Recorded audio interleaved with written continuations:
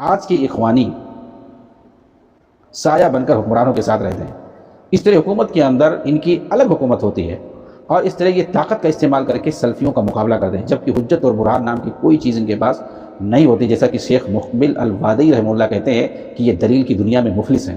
اخوانی جو ہیں یہ دلیل کی دنیا میں مفلس ہیں. اللہ کی قسم، الجزائر کی ایک خاتون نے ایک کتاب لکھی جس کے اندر ان کے فساد دین کو واضح کر ڈالا، اصول سے لے کر کے فروع تک ہر چیز کا جائزہ لیا.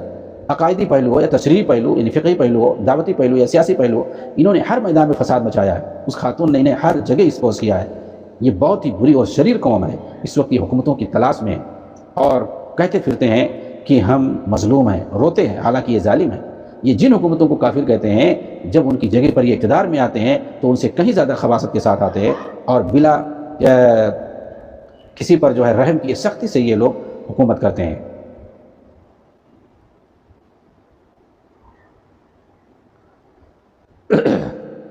اس کے بعد جو ہے مصنف رحمہ اللہ نے کہا کہ انہوں نے اس کی مدد سے تلوار اور کوڑے کا استعمال کیا، یعنی بادشاہ کی مدد سے انہوں نے اہل السنہ والجماعہ کے خلاف تلوار اور کوڑے کا استعمال کیا. جی ہاں، یہ جو ہے بدعتیوں کا کارنامہ ہے. یہ جب بھی طاقت میں آتے ہیں تو یہ طاقت کا استعمال اہل توحید کے خلاف کرتے ہیں، سلفیوں کے خلاف، اہل السنہ کے خلاف یہ کرتے ہیں جو کتاب و سنت کو مانتے ہیں. کہتے ہیں کہ انہوں نے تلوار کا استعمال کیا الجزائر میں. موجودہ دور کی بات کرتے ہیں، یہ تو امام احمد کے زمانے کی بات ہے. آج کے زمانے میں اس کو تطبیق دے رہے ہیں. امام بربہاری نے جو بات کہی ہے کہ الجزائر میں انہوں نے ایسے ہی کیا. اسی طریقے سے الجزائر میں ایک طرف کی حکومتوں کے خلاف بغاوت کرتے تھے اور دوسری طرف وہاں کے جو سلفی علماء تھے ان کے خلاف بھی، ان کو بھی مارتے تھے یہ اور فتنہ فساد مچاتے تھے. ایسے ہی انہوں نے افغانستان میں سلفیوں کے خلاف کنر میں کیا، جہاں پر سلفیوں کی عمارت قائم تھی. جمیل الرحمان، شیخ جو ہے جمیل الرحمان کی قیادت میں کیسے جو ہے ان کی قیادت کو ختم کر دیا گیا اور قتل کر دیا گیا شیخ جمیل الرحمان کو. انہی جو ہے اخوانیوں نے، انہی طالبانیوں نے، انہی جو ہے فسادیوں نے ان کا قتل کیا باقاعدہ. سوڈان میں بھی اسی طریقے سے سلفیوں کو چن چن کر کے مارا گیا ہے. وہاں پر جب حکومت آئی ان اخوانیوں کی، خاص طور سے یہ حسن ترابی کی قیادت میں اور اس سے پہلے جس کی حکومت تھی، یہ وہاں پر جو ہے رہ کر کے سلفیوں کا انہوں نے صفایا کیا ہے. سلفیوں پر جہاں بھی یہ فرصت پاتے ہیں اہل توحید پر بے دردی سے انہیں یہ قتل کرتے ہیں. کیوں کرتے ہیں بھائی؟ یہ تو قرآن حدیث کی بات کرتے ہیں، یہ تو صحابہ کے منہج کی بات کرتے ہیں. یہ فساد سے فتنہ سے روکتے ہیں ہر جگہ. یہ بدعتیوں کو ایکسپوز کرتے ہیں، شرک اور کفر کے خلاف بولتے ہیں، بدعت اور خرافات کے خلاف بولتے ہیں. اسی لیے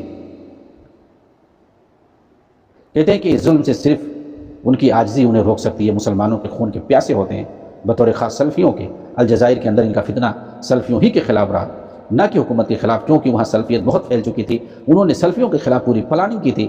اس کے لیے انہوں نے کرزاوی، غزالی اور رمضان بھوتی کا استعمال کیا، جو مسلمانوں کے درمیان شبہات اور فتنوں کے پھیلانے کا جنہوں نے کام کیا. پھر انہوں نے انقاذ نامی ایک سیاسی محاذ بھی بنایا اور اس کا نام سلفیہ رکھا، یہاں تک کہ الجزائر سے سلفی دعوت کا خاتمہ کر دیا سلفیت کے نام پہ.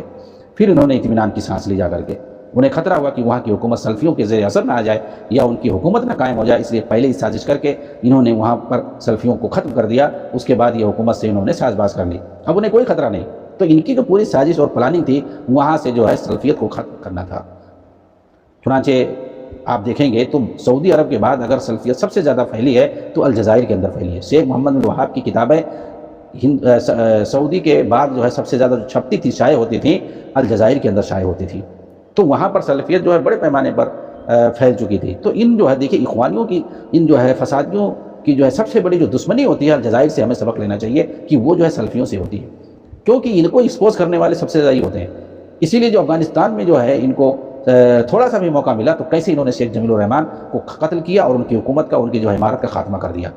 اور اسی طریقے سے بعد میں بھی طالبانیوں نے جب وہاں پر اپنی حکومت قائم کی تو سلفیوں کو یہ چن چن کر کے مارتے ہیں، وہاں پر یہ رہنے نہیں دیتے ہیں.